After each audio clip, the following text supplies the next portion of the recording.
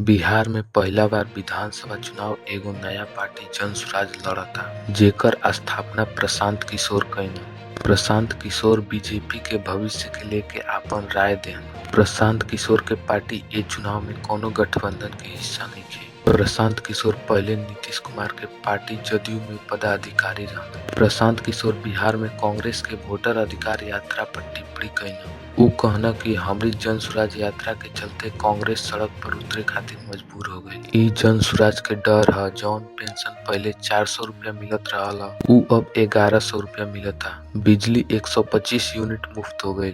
पहले RJD PM Modi और नीतीश कुमार के डर दिखा के वोट मांगत रहल और बीजेपी लालू प्रसाद यादव के डर दिखा के वोट मांगत रहल। प्रशांत किशोर बीजेपी के लेके कहना कि भविष्य में बीजेपी के नेतृत्व और कट्टर हो सकता। प्रशांत किशोर के हिसाब से भविष्य के नेतृत्व से अगर तुलना कइल जाई तो प्रधानमंत्री नरेंद्र मोदी के नेतृत्व नरम देखे के मिल सकेला। धन्यवाद।